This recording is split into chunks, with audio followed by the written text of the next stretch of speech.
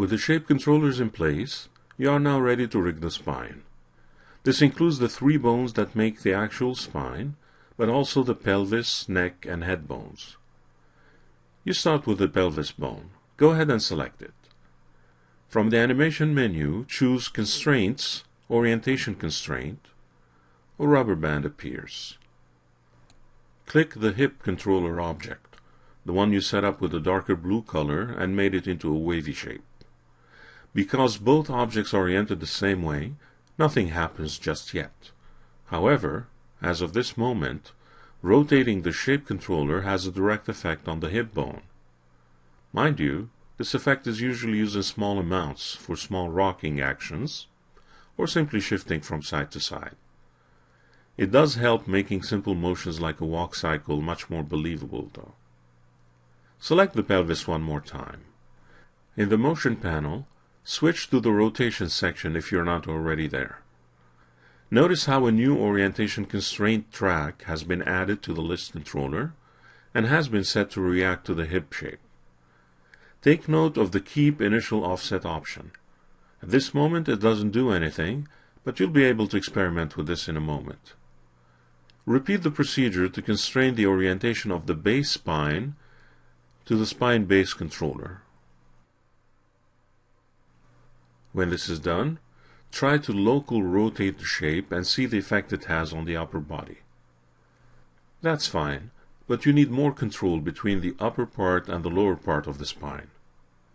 You want to be able to affect the spine base independently, or at least with a minimal effect on the shoulders. Select the third spine bone and constrain its orientation to the neck base controller. With that, you'd have a more natural control as to how the bottom and the top of the spine are behaving. Because the spine isn't perfectly vertical, twisting the base induces a slight shift at the top, but that's normal. Otherwise, you have a nice independent control over the top and bottom parts of the spine. The problem at this time, of course, is with the middle bone. At this stage, it is simply following its parent. This is why it seems so rigidly attached to the spine base bone. The trick is to weight it to balance itself between the bottom and top of the spine. Select the middle bone and constrain its orientation to the hip shape.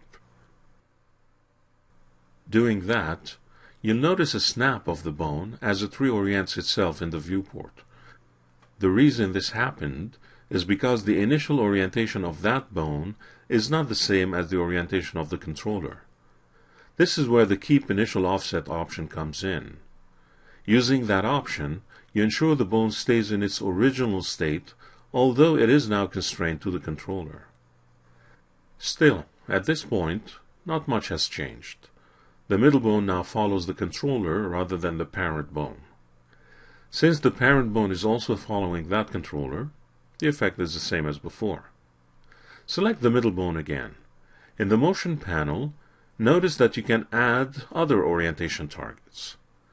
Click the Add Orientation Target button and then select the neck controller. Click Add Orientation Target again to disable that mode. You now have two targets for the bone to follow.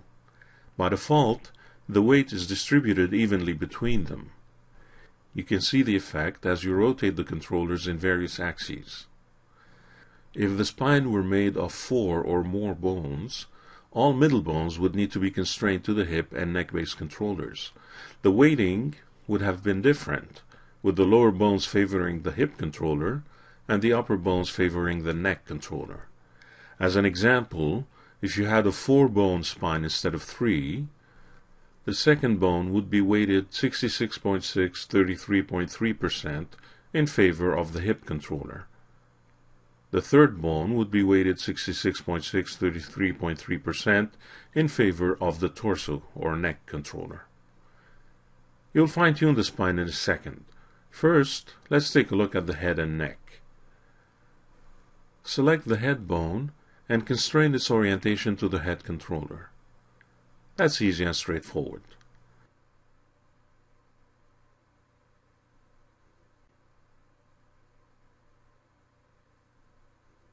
Now do the same for the neck bone and constrain it to the neck base.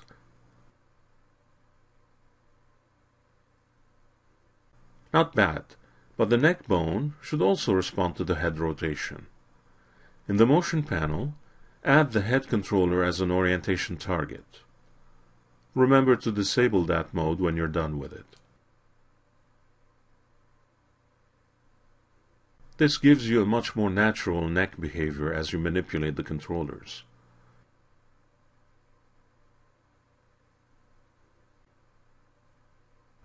The rig is coming together, but you can improve on it yet.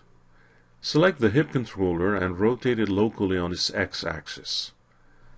This makes the pelvis bone twist affect the thigh bones as well. However, as the pelvis twists, the lower spine should be slightly affected as well. You can always counter the effect by rotating the spine-based controller, but here's another way. You won't be using orientation constraints in this case. The pelvis and the spine bones and their respective controllers are not aligned the same way, and this would be problematic. Instead, you will wire rotation axes between the spine-based bone and the hip controller. This way, you'll be able to control exactly how much of a rotation ratio is happening between the two objects. Select the spine-based bone, spine 1, and go to the motion panel. In the rotation panel, notice the rotation list as it stands so far. There are 3 tracks, with the third being the orientation constraint. Expand the assigned controller rollout and the rotation list. Select the available track and add yet another Euler XYZ controller to that list. With this done, right-click the bone in the viewport and choose Wire Parameters, Transform, Rotation, Euler XYZ, X Rotation. Notice that you need to select the X rotation of the newly added Euler XYZ track, not the original one on top. With the rubber band display, click the hip controller and link to its X rotation track. The parameter wiring dialog appears. You want the hip controller shape to control the twisting of the bone, so make sure you're set in a right to left direction. Click the Connect button. Try to rotate the hip controller on its local x-axis. As the controller rotates to one side, the bone rotates to the other.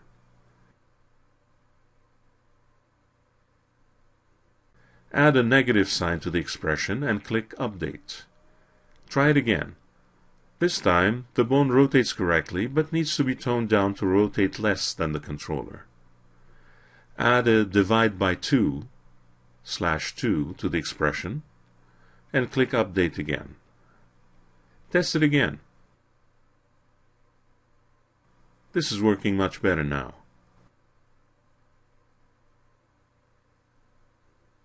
If you wish, you can repeat the procedure with the middle spine bone for a better twist effect.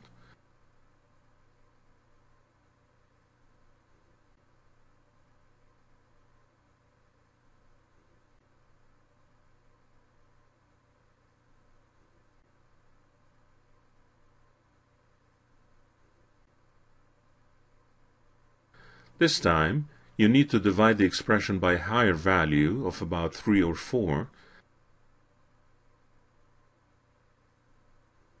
to have the spine bone rotate even less.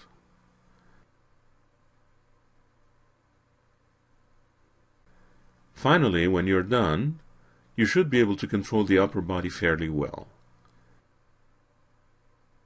Play around by rotating the various controllers, but make sure you select them and set their transforms to 0 before moving on. In the next movie, you move up to rig the arms.